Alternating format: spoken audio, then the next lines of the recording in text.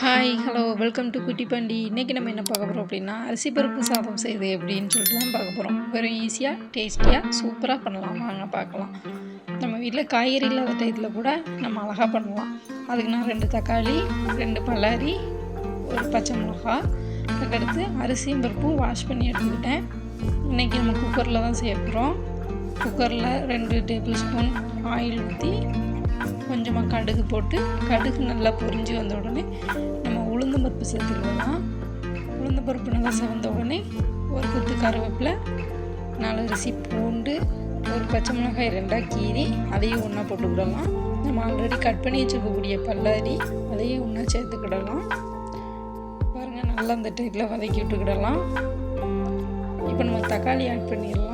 தக்காளி சேர்த்த உடனே நம்ம உப்பு சேர்த்துக்கிட்டலாம். உப்பு சேர்க்கும்போது சீக்கிரமாக வதங்கி வந்துடும்.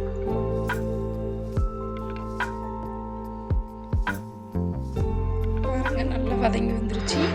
இந்த டைமில் நம்ம சாம்பார் பொடி, அதோட கொஞ்சமாக மஞ்சள் பொடி 2ஐயும் போட்டு நல்லா மிக்ஸ் பண்ணி விட்டுக்கிடலாம்.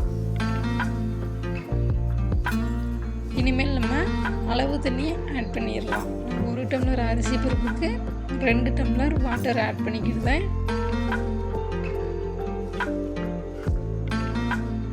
பாருங்கள், நல்லா ஆவி வரக்கூடிய அந்த டைத்தில் நம்ம அரிசி பருப்பு ஆல்ரெடி ஊற வச்சுருக்கத ஒன்றா சேர்த்து மிக்ஸ் பண்ணிக்கிடுவோம். சேம் டைமில் உப்பு நம்ம ஆட் பண்ணிக்கிடலாம்.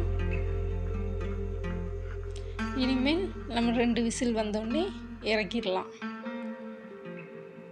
பாருங்கள், நல்லா வெந்து வந்துருச்சு.